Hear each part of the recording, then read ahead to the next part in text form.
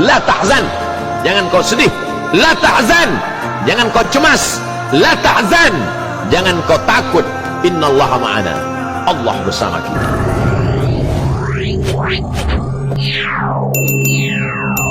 Bertanya, saya kan tinggal di masjid, jadi Ustaz sering saya dapati jam orang sholat di tempat saya tertinggal. Kadang bukan jam yang mendapat jamaah. Jadi jamaah tersebut memberikannya kepada saya karena saya tinggal di situ. Bagaimana itu Pak Ustaz? Buat pengumuman kehilangan, pernah saya buat nggak ada respon. Sekarang di kamar saya ada 2 jam orang tertinggal. Misalnya saya mau pakai, gimana hukumnya Pak Ustaz? Ini namanya luqatah. Luqatah, barang temuan itu menjadi milik engkau wahai adinda kalau sudah setahun tak ada pemiliknya. Setahun tak ada pemiliknya, catat tanggalnya. Setahun tak ada pemiliknya, maka punya engkau. Berdoalah, pokoknya selama setahun itu berdoa supaya tak datang pemilik. Kalau dalam setahun itu ada pemiliknya, apa boleh buat, belum rezeki. Mudah-mudahan ada yang kehilangan lagi. Kenapa sebagian orang tak mau baca Sayyidina dalam salawat Nabi? Apa alasannya? Alasannya karena katanya menambah-nambah. Allahumma salli ala Sayyidina. Yang tambah-tambah. Nabi tak pernah menyebut. Nabi sendiri menyebut. Ana Sayyidu waladi Adam. Hadis sahih. Ana Sayyidu waladi Adam. Aku pemimpin anak cucu Adam. Maka saya pun menyebut Allahumma salli ala Sayyidina Muhammad. Allahumma salli wa sallim alaih. Tapi saya tak ekstrim. Yang mau pakai Sayyidina silakan. Yang tak mau pakai Sayyidina tak apa-apa. Tapi saya pakai Sayyidina jangan salahkan. Dalam solat tak membaca bismillah dalam baca al-fatihah, apa solatnya sah? Tentang baca basmalah dalam fatihah hukumnya 3. Mazhab Syafi'i pakai bismillah jahar. Bismillahirrahmanirrahim. Syafi'i. Kalau Hanafi sama Hambali, alhamdulillahi rabbil alamin arrahmanirrahim. Itu Hanafi sama Hambali. Kalau Maliki tak pakai bismillah sama sekali. Allahu akbar. Alhamdulillahi rabbil alamin. Itu Maliki. Tak ada yang salah. Yang jadi salah di mana? Ketika masjid itu bermazhab Syafi'i, ente masuk petantang petenteng pakai bismillah. Di situ letak kesalahannya. Makanya ketika Syekh Abdurrahman Sudais, Imam Masjidil Haram ke Istiqlal, dia pakai bismillah. Terkejut-kejut orang Jakarta. Pakai bismillah dia. Dia tahu Dr. Abdurrahman Sudais dari Ummul Qura. Sebutkan, jelaskan ciri-ciri Khawarij. Apakah membid'ahkan amaliyah orang lain merasa diri paling benar merupakan ciri-ciri Khawarij? Yang memancing saya ngajak-ngajak mau mengkhawarijkan Salafi. Nanti setelah saya khawarijkan Salafi, direkam, diupload, habis itu habislah saya diserang Salafi. Baca aja lah buku saya itu baik-baik. Capek saya dah kelai-kelai itu. Apakah Hajar Aswad sudah ada sejak Nabi Ibrahim? Hajar Aswad itu adalah salah satu barang pernak-pernik surga yang ada di bumi. Hadisnya sahih bahwa batu Hajar Aswad itu dulu putih, lalu karena banyak dipegang orang berdosa maka berubah menjadi hitam. Itu bukan pendapat ulama, hadisnya sahih tentang Hajar Aswad. Dibawa Nabi Adam rindu dengan surga, maka diturunkan Allah. Jadi bukan Adam. Ada pula saya dengar orang ceramah, waktu Nabi Adam mau turun ke surga, dia ada mau bawa, diambilnya batu, dikepitnya di ketiaknya. Bukan begitu. Adam sudah turun, lalu rindu ke surga, dibawa Jibril. Kata Jibril, ini oleh-oleh dari surga. Itulah Hajar Aswad. Aslinya putih, tapi karena dipegang oleh orang-orang berdosa, menempel dosanya itu di batu itu menjadi hitam. Bukan yang bulat itu Hajar Aswad. Ada butir-butir kecil-kecil hitam-hitam dia. Tengok dari dekat. Itulah Hajar Aswad, ditempelkan ke dalam batu. Baru dibalut dengan cangkang yang terbuat dari busi. Nah, itu yang dicium. Batu kecil-kecil dalam. Yang besar itu batu biasa, ditempelkan ke dalam batu biasa. Hajar Aswad namanya. Kalau istri tadi putih kemerahan, panggil dia Humaira. Kalau hitam ya Hajar Aswad. Jangan marah dia. Umur saya 24 tahun, sekarang saya sudah kerja di perusahaan A, saya baru diterima di perusahaan B yang merupakan pekerjaan impian saya. Tapi jika saya mengambil pekerjaan di perusahaan B, saya tak boleh menikah selama setahun. Sedangkan calon saya tak mau menunggu karena orang tuanya sudah tak bisa menunggu. Menurut Ustadz gimana tuh?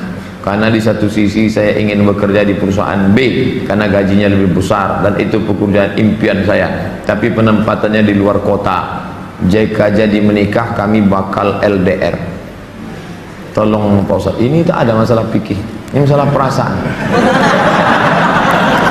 Saya hanya bisa menjawab masalah-masalah fikih. Adapun masalah perasaan,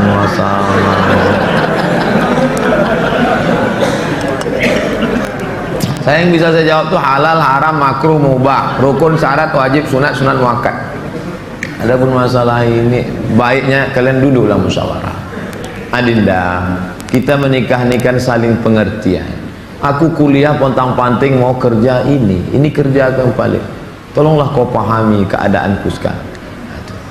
Kalau dari awal aja dia tak bisa ngerti kita, gimana setelahnya? Ini belum lagi menikah, main paksa-paksa, tak bisa.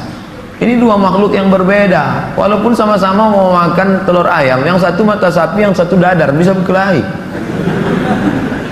Ini harus mengalah. Hari ini aku mata sapi, besok kau dadar, ya. Lama-lama yang mata sapi suka dadar, yang dadar suka mata sapi. Harus begitu. Nah, kan keperasaan juga ujung. Berapa menit setelah berbuka baru azan Pak Ustaz? Waktu azan itulah buka. Tengok definisi puasa. Imsakun nafsi, menahan diri, anil mahzurati, dari semua yang membatalkan puasa, min tulu'il fajri, dari terbit fajar. Terbit fajar itu azan subuh, ila ghurubis syamsi, tenggelam matahari, syafaq ahmar, azan maghrib. Hanya saja bagi muazin minum dia dulu. Muazin itu dianjurkan minum dia. Zahabal dhama'u wa batallatil uruq wa thabatal ajru, baru dia azan. Allahu akbar, Allahu akbar. Nah, itu dah minum tuh. Kalau yang belum minum, Allah, belum minum tuh. Apakah boleh kita makan setelah selesai, setelah Isya masuk? Yang penting batalkan dulu puasanya dengan minum kah, makan buah kah. Jangan makan es, karena usus itu kering. Knalpot yang kering panas disiramkan air es, mengelupas cat-catnya. Begitulah usus kita itu rusak. Maka yang paling bagus orang Mesir, korma kering, bukan korma yang basah, korma kering, pecah-pecah, buang bijinya, masukkan ke dalam, siram pakai air panas. Agak-agak 2 jam menjelang berbuka, nanti menyatu dia. Nah, diminum. Itu yang paling bagus. Minum kesukaan Nabi, air korma. Minum air korma. Bagus, manis dia, maka usus kita awet. Apakah batal puasa mencicipi gulai untuk merasakan garamnya? Mazhab Hambali mengatakan tak batal, karena dia tak masuk ke rongga, tak masuk ke dalam, hanya di ujung lidah. Di ujung lidah ini ada perasa. Ini teteskan. Maka tak batal, karena tak masuk. Habis dirasanya gini, habis itu di ludahnya boleh. Tak masuk ke sini, tak masuk. Mazhab Hambali. Tapi saya tak mengamalkan. Saya tidak mengamalkan. Ini saya jawab, mana tahu nanti ada ustadz. Saya bilang tak boleh. Tiba-tiba ada ustadz mengatakan, oh tak tahu Ustadz Somad. Saya tahu, tapi saya tak amalkan. Kenapa? Membuka pintu celah. Saya tak menyalahkan Imam Hambali. Orang sekarang imannya tak macam Hambali. Asik mencicip aja dari pagi. Cicip, sikit-sikit.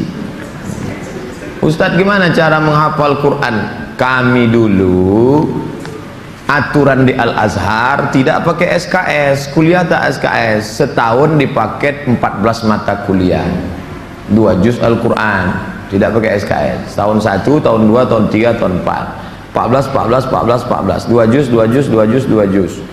Jadi cara kami sebelum subuh dihafal dulu satu halaman, sebelum subuh hafal satu halaman.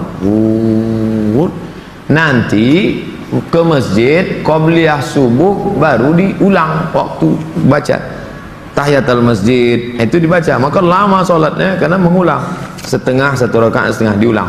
Tahiyatul masjid, qobliyah subuh, duha, qobliyah zuhur, ba'diyah zuhur, dalam sholat zuhur, qobliyah asar. Nanti asar distorkan ke syekh. Biasanya di tiang-tiang syekh nunggu ngapal. Tapi yang mau menghafal ngantri panjang, nyetorkan hafalan. Tradisi itu tak ada di Pekanbaru. Kalau di Mesir menyetorkan hafalan, ngantri menjelang asar sampai maghrib, menyetorkan hafalan setengah juz. Satu hari, 2 hari. Jadi 20 hari hafal 1 juz. 20 hari. Nah, baru waktu yang lain dipakai untuk menghafal. Ujian tak boleh bawa buku, masuk ke dalam hanya pena saja, bawa kertas tak boleh. Kalau ketahuan mencontek, ditangkap, bisa dicabut, deportasi. Jadi kalau sudah deportasi, putus beasiswa, pulang tak dapat tiket, diusir dari asrama, malu. Karena dulu sebelum berangkat udah kenduri motong kambing. Jadi tekanannya tinggi. Jadi ketika saya pulang, saya terapkan sistem itu, tak boleh nyontek. Semuanya menyontek. Akhirnya saya berpikir, saya gimana supaya saya buat 10 soal. Buat 10 soal, bagi. Boleh nyontek Pak? Silakan. Oh, kok lain soalnya? Aku tahu dia. Saya masih muda Ustadz, ya, kelihatan dari tulisannya. Saya menyukai seorang akhwat. Alhamdulillah. Sempat antum suka ikhwan? Masuk antum yang 144 di. Apa yang harus saya lakukan Pak Ustaz? Kalau untuk meminang sekarang saya tak bisa karena masa kuliah. Saya nggak mau pacaran, tapi saya takut nanti akhwat yang saya suka ini diambil orang. Apa yang harus saya lakukan Pak Ustaz? Antum datang ke orang tuanya, Pak, saya mau minang anak bapak. Kapan kau nikah? Ya setelah selesai kuliah lah. Semester berapa sekarang? Baru daftar Pak.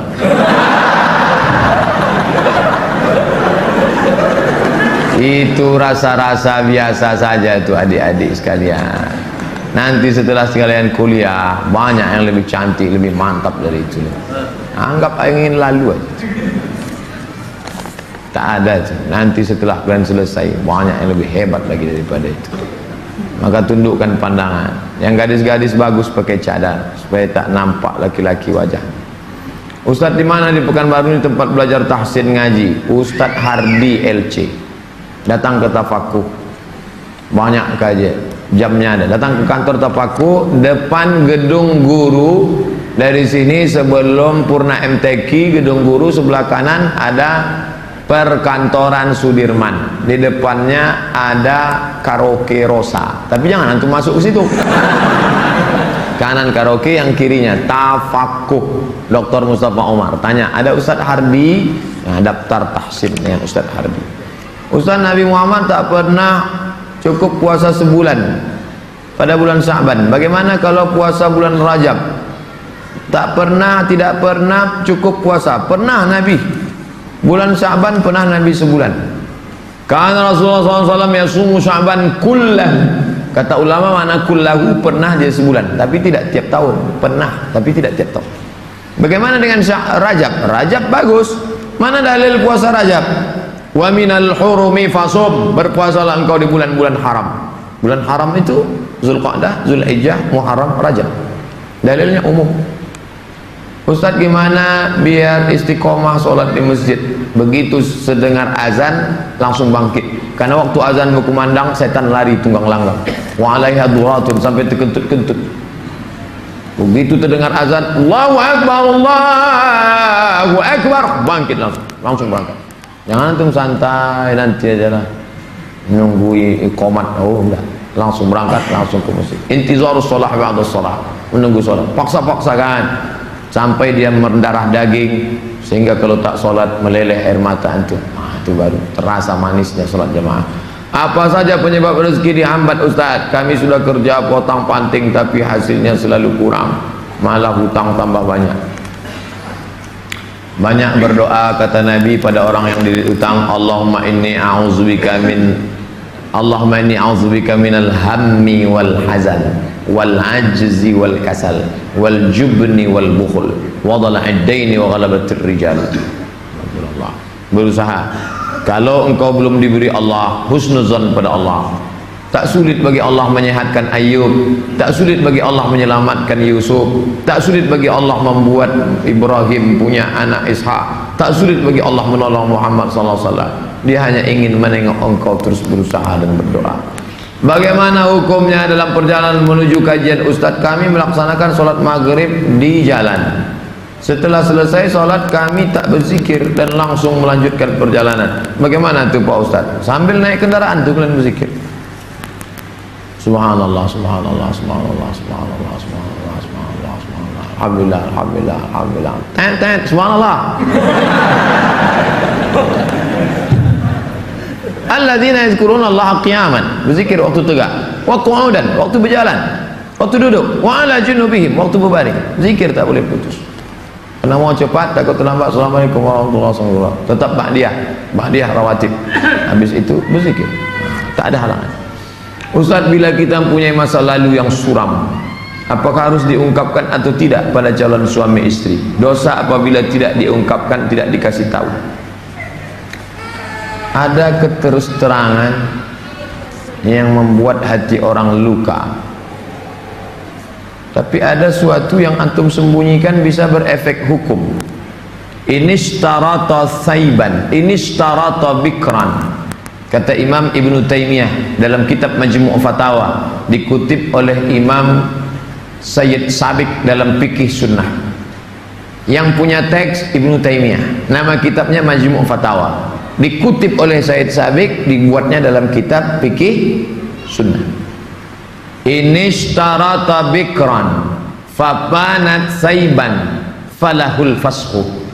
Kalau seorang suami mensyaratkan istrinya mesti perawan, ternyata tidak perawan, maka dia punya hak fasah membatalkan pernikahan. Jadi kalau sekedar antum dulu pernah nonton karaoke, tak perlu antum ceritakan. Ditanyanya, kau solihah? Insya Allah bang. Masa lalumu, siapa yang tak pernah punya masa lalu? Emangnya kau suci? Tapi kalau sudah masalah implikasi hukum, antum mesti terus terang. Karena kalau antum bohong, maka dia punya hak fasah. Nah, ini hati-hati. Adalah antum cerita, tapi bahaya juga nih kalau cerita dia tak jadi, tak mau. Bukakannya ke yang lain, alamat. Pokoknya gawat lah itu dah. Bila wanita menolak menikah karena alasan menuntut ilmu yang disuruh orang tuanya, bagaimana menurut Pak Ustadz? Kenapa dia tak mau menikah? Ayahnya maksa dia harus selesai S3 baru nikah, S2 23, S3 tambah lagi, S2 25, S3 3 tahun 28. Kau setelah doktor baru boleh menikah. Begitu kata bapaknya. Hadapi bapaknya. Keras bapaknya nih Pak Ustadz. Bapaknya orang apa? Orang Kabupaten Kampar. Ajak Ustadz Mustafa Umar. Bapaknya orang apa? Orang Jawa. Ajak Ustadz Jamhur. Jumpa sama Ustadz Jamhur. Assalamualaikum, Waalaikumsalam. Pripun kabari apik? Oh, katanya bapak tak mau ngasih anak bapak nikah sama dia. Saya bukan tak mau, itu saya ngasih alasan aja biar tak jadi sama dia. Tapi ini orangnya baik Pak, baik orangnya, sopan. Oh, jadi ada pintu celah masuk ke dia. Bapaknya itu kan manusia, bukan robot. Ada hatinya. Kau sentuh tepat di hatinya, dia akan jadi milikmu untuk selamanya. Sebelumnya mau ucapkan selamat milad ke-40. Bolehkah itu mengucapkan selamat ulang tahun? Saya tak merasa 40. Saya lahir tahun 1397 Hijrah. Jadi umur saya sekarang sudah 42 tahun. Saya pakai Hijriah. Maksud pertanyaannya, bolehkah mengucapkan selamat ulang tahun? Pernah tak Nabi mengulang hari ulang tahunnya? Ya Rasulullah, kenapa engkau puasa hari Senin? Zaka yauma wulidtu, hari Senin aku lahir. Ada dia menyebut hari kelahirannya, tapi diisinya dengan ibadah. Kalau mengingat hari lahir dengan sedekah anak yatim, pergi ke jumpa Pak Yazid, sedekah. Pak Yazid, berapa anak yatim di sini? Ada 200. Tolong keluarkan. Semuanya, 5 orang aja, Pak. Iko ada nasi bungkui kok. Makan bersama. Dek, makan ya. Adik kenapa tinggal di sini? Ayah saya meninggal. Adik syukur atas nikmat. Tak salah. Tapi kalau dikumpul kawan-kawan, hari ulang tahun, dipecahkan telur ayam, telur itik, telur bebek, dikasih pula ini, diikatkan di tiang listrik, disiram kopi, rupanya ada kabel telanjang, kontak mati. Buat dosa aja. Saya punya teman suka sekali berjudi, sudah berkali-kali saya nasihati, tak juga mau berhenti. Saya suruh teman lain juga tak mau. Bagaimana cara menyadarkannya Pak Ustaz? Panggil polisi. Angkat. Banyak jamaah kita polisi, nanti saya kasih nomor. Jamaah kita banyak polisi, saya kasih nomor. Gimana dia selalu main? Dia tangkap. Yang narkoba tangkap. Ada cerita. Kertas terakhir. Boleh sholat berjamaah di masjid agak jauh dari rumah, tapi musola lebih dekat dari rumah kita. Bagaimana yang lebih baik? Kalau di masjid yang jauh itu engkau pergi karena ada pengajian Ustaz Mustafa Umar, ada pengajian Ustaz Mawardi Muhammad Saleh, tapi masjid yang dekat tetap ada sholat berjamaah, boleh. Tapi kalau sampai masjid musola yang dekat rumah tak ada orang sholat berjamaah, istahwadan alaihimus syayatin, sekeliling kampung itu diganggu setan. Musola, surau, langgar, masjid yang sudah dikomitmen sholat berjamaah, tiba-tiba tinggal tak ada berjamaah, istahwadan alaihimus syayatin. Nah, jadi perhatikan baik-baik. Pak Ustadz, memang di situ tak ramai, tapi pasukan inti adalah. Oke, tak masalah. Antum pergi ke masjid sana karena ada pengajian di situ. Tapi kalau sampai kosong, antum yang azan di situ, antum azan sholat dulu, selesai sholat baru pergi ke sana. Azan subuh sudah siap di masjid musola, kita sholat sunat fajar di rumah. Siap sholat sunat baru kita ke masjid. Apakah sah sholat? Apakah sholat sunat kita itu sholat sunat di rumah? Rumahnya dekat. Tapi kalau rumahnya jauh, sholatnya di masjid. Nabi sholatnya kan di rumah. Nabi itu jarak dia 22 meter. Dari mimbar Nabi ke dinding kamar Nabi 22 meter. Kita berapa kali belok? Terakhir, apa boleh sholat tarawih di masjid jauh dari rumah kita, sedangkan masjid musola ada dekat? Sama jawaban macam tadi. Ala hazihin niyah. Al-Fatihah. A'udzubillahi minasyaitonir rajim. Bismillahirrahmanirrahim. Alhamdulillahi rabbil alamin. Ar-Rahmanir Rahim. Maliki yaumiddin. Iyyaka na'budu wa iyyaka nasta'in. Ihdinas siratal mustaqim. Siratal ladzina an'amta 'alaihim ghairil maghdubi 'alaihim waladdallin. Amin. A'udzu billahi minasy syaithanir rajim. Bismillahirrahmanirrahim. Alhamdulillahi rabbil alamin. Wassalatu wassalamu ala asyrafil anbiya'i wal mursalin wa ala alihi wa sahbihi ajma'in. La tada' lana fi maqamina hadha wa fi sa'atina hadhihi dhanban illa ghafartah, wala hamman illa farajtah, wala dainan illa qadaitah, wala dainan illa qadaitah. Segala hutang kami bantu kami melunasinya ya Allah. Wala mumtahinan illa najahta. Saudara kami yang sedang ujian pekerjaan, ujian masuk perguruan tinggi, luluskan ya Allah. Wala aziban illa zawwajta. Yang akan menikah, mudahkan urusan pernikahannya ya Allah. Wala maridan illa syafaitah. Yang kau uji dengan penyakit, sembuhkan, sehat dari penyakitnya ya Allah. Wala mayitan illa rahimtah. Yang meninggal dunia, curahkan rahmat dan kasih sayangmu pada mereka ya Allah.